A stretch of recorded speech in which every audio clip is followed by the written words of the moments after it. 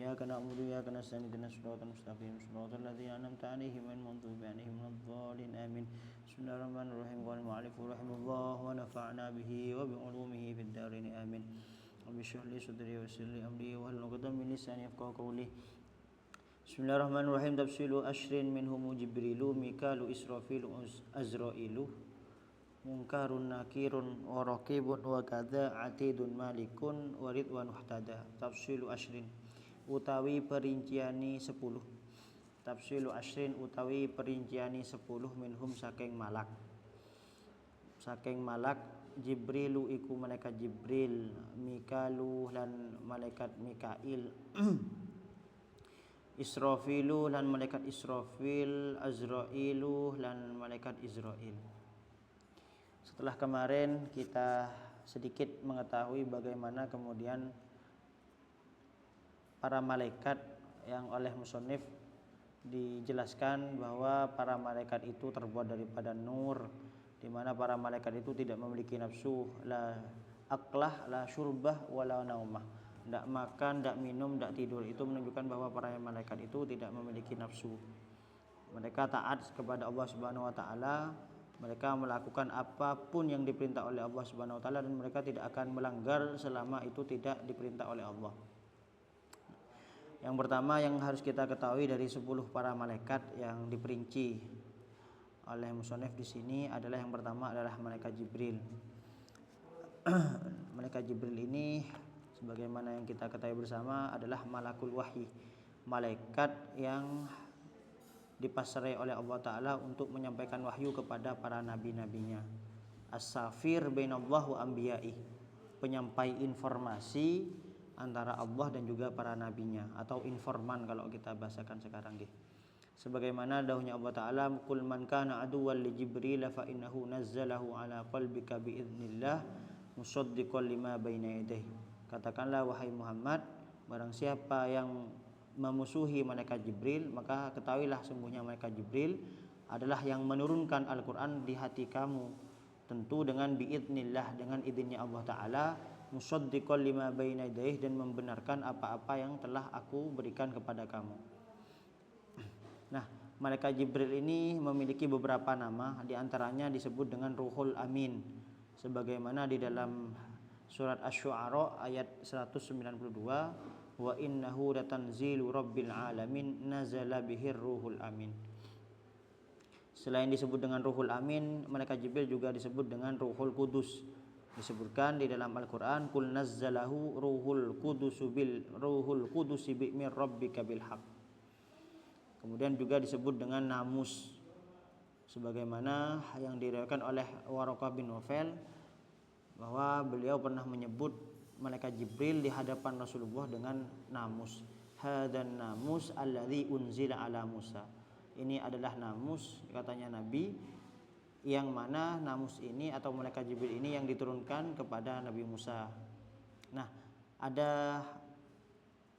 ada ilmu baru yang kami pelajari juga dari kitab Nurul Dhalam, bahwa Imam Suyuti itu pernah mengatakan innahu yahdhuru mautaman yamutu ala wudu'in. Dikatakan bahwa malaikat Jibril itu akan menjadi saksi, akan hadir di waktu seorang mukmin atau seorang muslim wafat dalam kondisi berwudu. Yang langsung menjadi saksinya nanti bagi orang muslim atau orang mukmin yang dia wafat dalam kondisi memiliki wudu, itu adalah malaikat Jibril, katanya Imam Suyuti di dalam salah satu kitabnya. Kemudian selain malaikat Jibril ada malaikat Mikaluh atau malaikat Mikail. Ini yang muwakkal bil amtar wal bihar wal anhar wal arzak. Adalah malaikat yang dipasrai oleh Allah Ta'ala untuk mengatur hujan, lautan, siklus bumi atau hari dan juga rizki.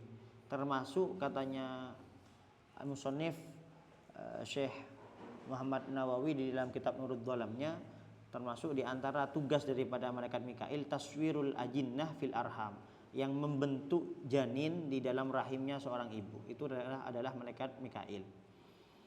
Kemudian juga ada malaikat Israfil, wa muwakkalun bin nafkhi fis suwari.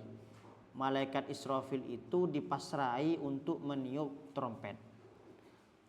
Sampai sekarang sudah bersiap-siap, tinggal nunggu perintahnya Allah Subhanahu wa taala. Nah, fayanfuhu fihi nafkhataini.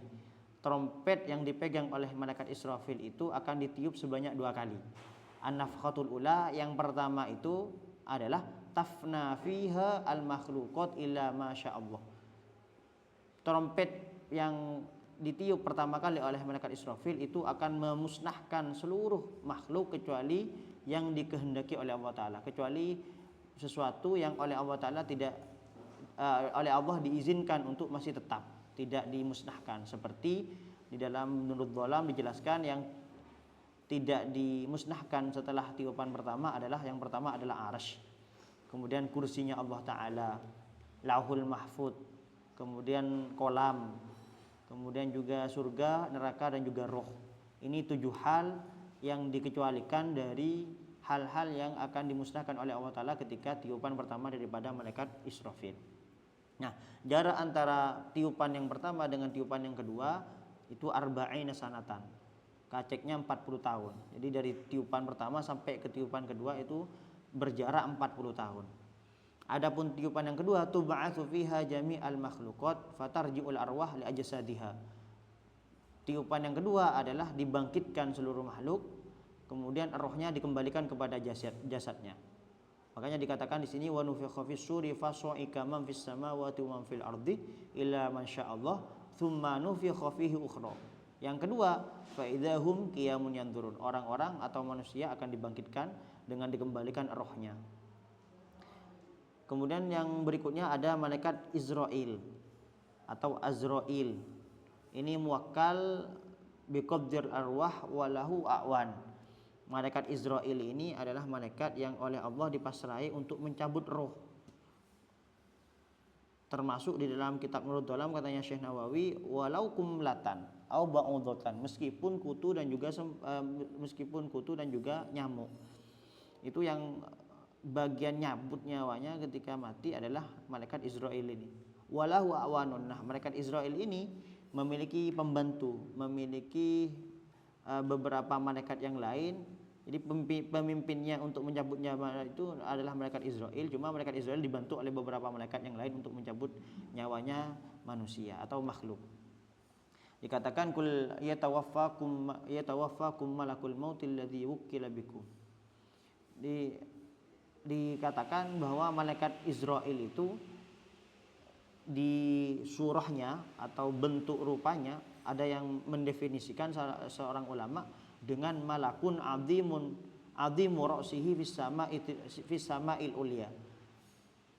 Malaikat Israil itu adalah malaikat yang sangat besar. Dari saking besarnya kepalanya itu ada di langit yang paling tinggi. Warijlahu fi tukhumil ardi sufla. Kakinya itu ada di paling dasarnya bumi, dan makhluk itu ada di antara kedua matanya. Itu dari saking besarnya malaikat Israil. Nah, malaikat Israil ini yang nanti akan mencabut rohnya orang-orang, baik itu mukmin ataupun kafir, sesuai dengan amalnya. Dan tidak ada kemudian para nabi itu banyak yang lebih lebih sakit pencabutan rohnya, karena memang bisa dikatakan di salah satu riwayat karena untuk melipat gandakan pahala mereka. Makanya pantas kemudian ketika Nabi dicabut oleh malaikat Israil rohnya itu sempat mengeluh, padahal Nabi itu adalah orang yang paling mulia.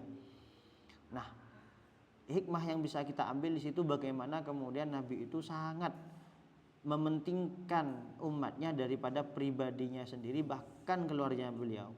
Makanya yang kita biasa dengar di beberapa cerita, di mana ketika Nabi ditarik itu ruh, kemudian Nabi mengeluh, Nabi Israil kemudian mengatakan, Nabi ini sudah paling lembutnya roh yang saya cabut dari masanya Nabi Adam sampai sekarang. Apakah kemudian umatku juga merasakan seperti ini? Tentu Nabi, katanya malaikat Israil, maka katanya Nabi, separuh daripada kesakitan umatku dilimpahkan kepadaku, katanya Nabi. Itu saking luar biasanya pengorbanannya Nabi kepada kita sebagai umatnya. Kemudian mungkarun nakirun warokibun, mungkarun dan malaikat mungkar, nakirun dan malaikat nakir, warokibun dan malaikat rokib. wa kadalan iku koyok mengkene raqib atidun utawi malaikat atid malikun dan malaikat malik wa ridwanun dan malaikat ridwan ihtada anut sapa ridwan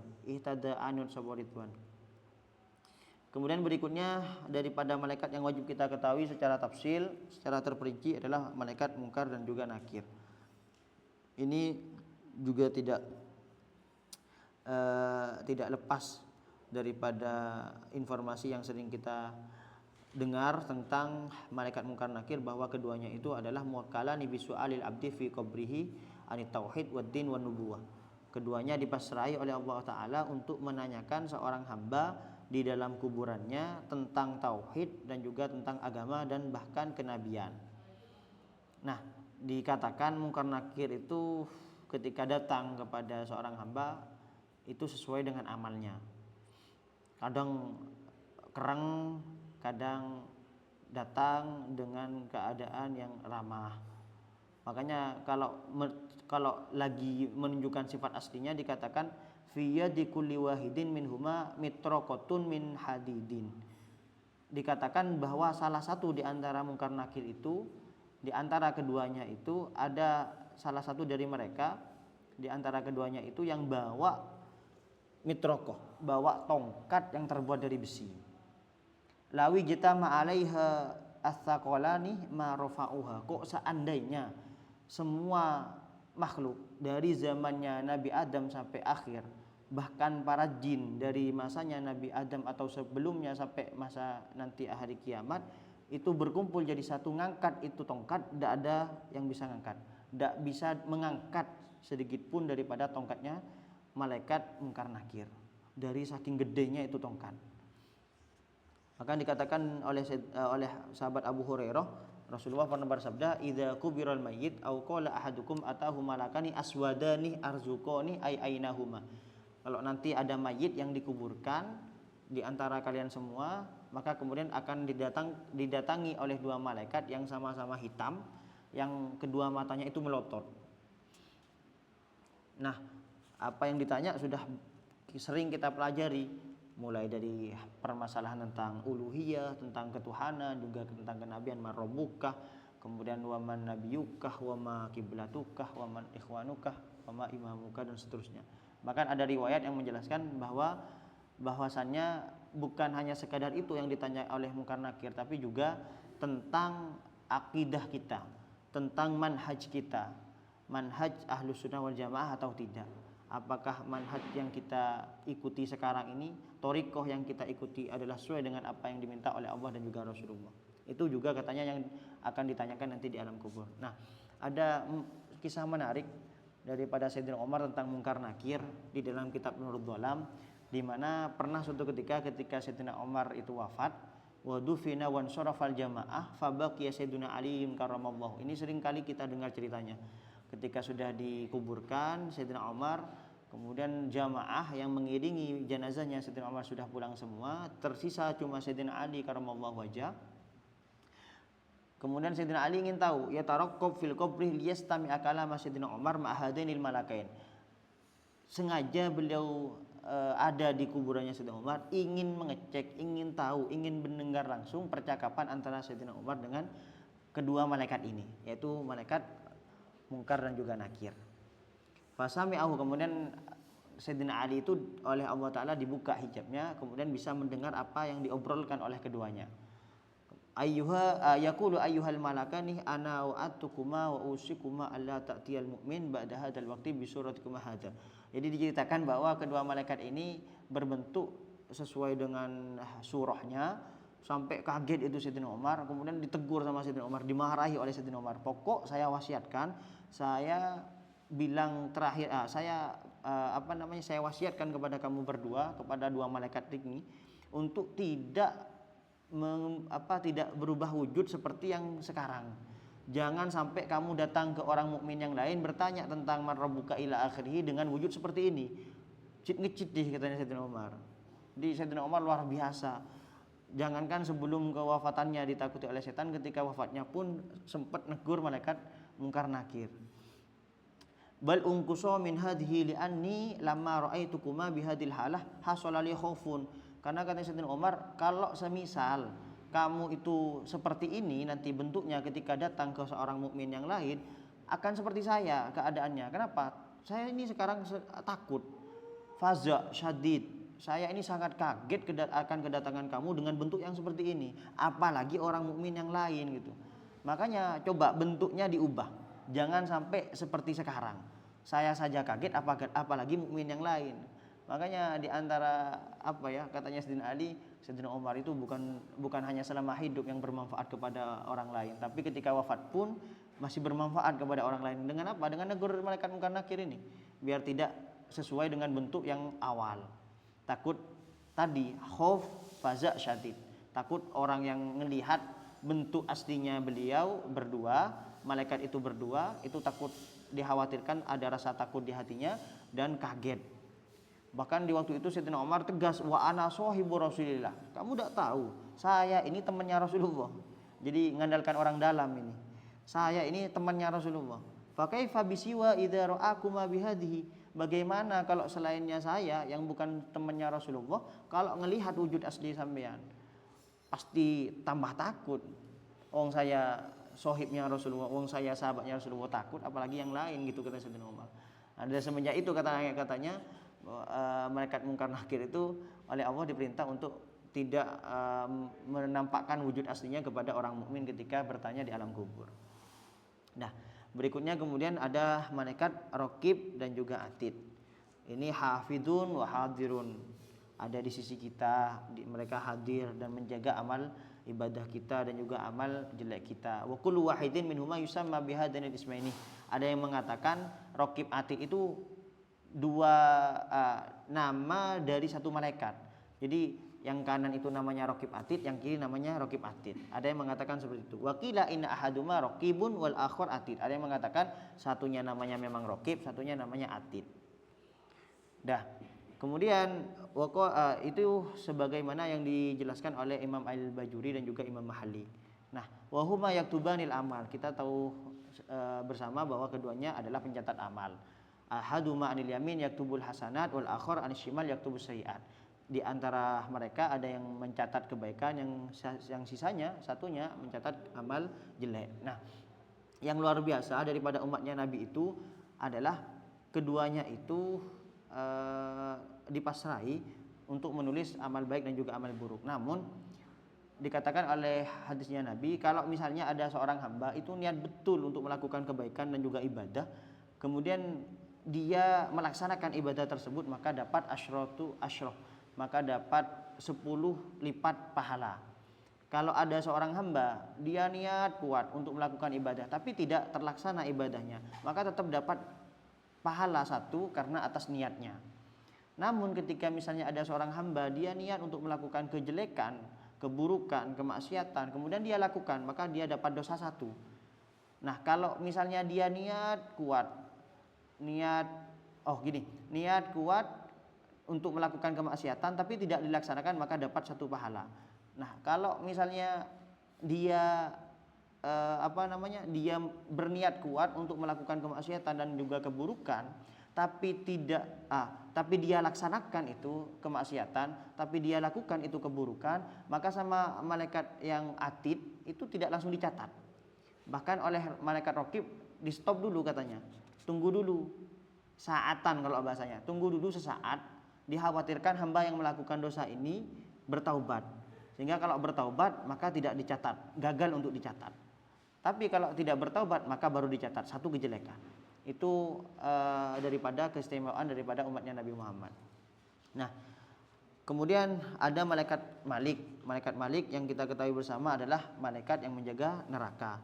Neraka di sini ada 7, ada Jahannam, ada neraka Radha, ada Hutamah, ada Sa'ir, ada Sakor, ada Jahim, ada Hawiyah. Nah, malaikat Malik ini memiliki beberapa asisten. Wa ma'ahu Az-Zabaniyah. Beliau memiliki malaikat pembantu namanya Az-Zabaniyah, yang mana Az-Zabaniyah wa hum tis'ata asyara nafaron. Itu ada 19 golongan, wa likulli nafarin junudun. Setiap golongan memiliki beberapa pasukan, la ya'lamu adaduhum illallah, yang jumlahnya tidak diketahui kecuali Allah Subhanahu wa taala. Nah, neraka itu ya bagaimana kemudian kita melihat di beberapa kitab bagaimana siksaan di neraka itu sangat luar biasa perihnya. Bahkan dikatakan paling rendahnya siksaan di neraka ketika seorang hamba itu menyentuhkan kakinya di lantai neraka, itu dari saking panasnya kemudian menjalar sampai ke atas, meledak itu kepala. Itu minimal daripada siksaan yang ada di neraka. Termasuk juga banyak sekali siksaan-siksaan yang Allah Ta'ala jelaskan di dalam Al-Quran, bagaimana kemudian seorang kafir misalnya mereka disiksa dengan siksaan yang luar biasa nanti ketika di neraka. Kemudian yang terakhir adalah malaikat Ridwan, kebalikan daripada malaikat Malik. Malaikat Ridwan muwakkal bil jinan. Malaikat Ridwan ini adalah malaikat yang dipasrai untuk menjaga surga. Surga itu ada 7, ada Al-Firdaus, Jannatul Ma'wa, Jannatul Khuldi, Jannatul Na'im, Jannatul Aden, Darussalam, Darul Jalal. Ada yang mengatakan wahidatun wa innamat ta'addud fil ismi li syarafiha. Ada yang mengatakan surga itu cuma satu sebenarnya. Cuma kenapa kok banyak versinya? Karena kemuliaan surga. Jadi sampai dibagi-bagi padahal satu tempat. Makanya dikatakan oleh salah satu ulama ketika ditanya, katanya surga itu ada beberapa tingkatan. Nabi itu jelas di tingkatan yang paling atas. Nah, bagaimana kemudian seorang akan bertemu dengan Nabi ketika misalnya ada di paling bawahnya surga? Maka dikatakan setiap surga katanya memiliki pintu yang nyambung satu sama lain. Jadi meskipun ada yang paling bawah, tetap melihat apa yang terjadi, apa yang nampak di dalam surga yang paling atas. Ada yang mengatakan seperti itu. Keistimewaan surga ya sudah banyak kita baca di dalam tafsir-tafsir, tajri min tahtil anhar, khalidina fiha dan seterusnya. Ada sungai yang terbuat dari susu, ada yang terbuat dari madu dan yang lainnya. Termasuk juga keistimewaan penduduk surga adalah mereka dapat hurul ain, dapat bidadari. Dikatakan nanti orang yang masuk surga, setiap orang memiliki satu istana. Satu istana itu berisikan 70.000 kamar. Satu kamar berisikan 70.000 ranjang, dan satu ranjang berisikan 70.000 bidadari. Itu satu orang.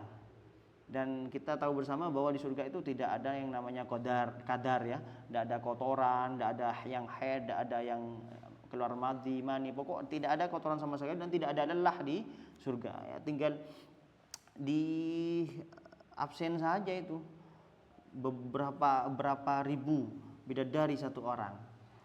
Dikatakan kalau bidadari seandainya meludah ke lautan, maka langsung jadi manis seperti madu. Dari saking luar biasanya bidadari. Dan itu akan menjadi salah satu kebahagiaan nanti bagi orang Islam yang masuk surga. Termasuk abu-abuha al-kibar ats-tsamaniyah. Termasuk juga di surga itu memiliki pintu sebanyak 8. Ada babus syahadatain, babus sholat, babus syiyam, babus zakat, babul haji, babul amri bil ma'ruf wan nahyi 'anil munkar, babus silati war rahim, babul jihad. Ada pintu bagi orang yang sering mengucapkan 2 kalimat syahadat. Ada pintu yang bagi orang yang sering melakukan sholat dan seterusnya. Nah, kalau sama-sama ibadah sholatnya dia pateng, kemudian puasanya juga pateng, maka dia akan dipanggil dari setiap pintu yang dia istiqomahi. Itu nanti gambaran di surga. Kemudian insyaallah di pekan berikutnya kita akan mengenal 4 kitab yang wajib kita ketahui.